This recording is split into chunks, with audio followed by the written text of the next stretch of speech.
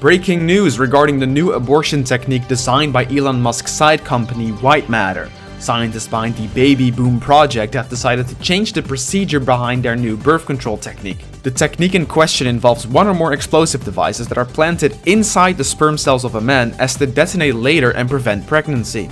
In a statement, they've declared they've mainly focused on modifying the process of detonation within the sperm cells. In the early beta version of the project, the bomb device inside the sperm cell would explode after ejaculation, whereas now they plan on making it so that the device detonates after fertilization.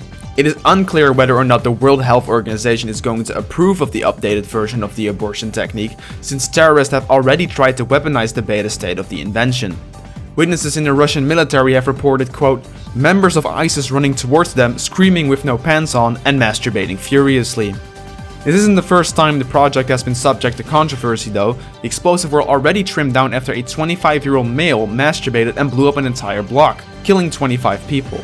White Matter apologized after admitting they miscalculated the strength of a fertilized egg and how much explosive power was needed to get rid of the pregnancy. As they weren't entirely sure, they decided to add a significant higher amount of explosives than what was originally recommended.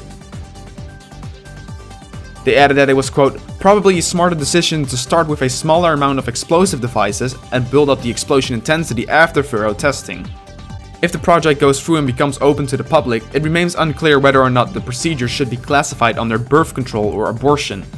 Some critics argue that because the sperm cell detonates after fertilization, it must be classified under abortion. However, the founders say that because the devices inside the sperm cells almost always explode at the right time, the pregnancy stoppage was planned and therefore not an abortion. Scientists behind the Baby Boom project are already working on planting a second device inside the sperm cells. This device can, in contrast to the first one, be detonated remotely.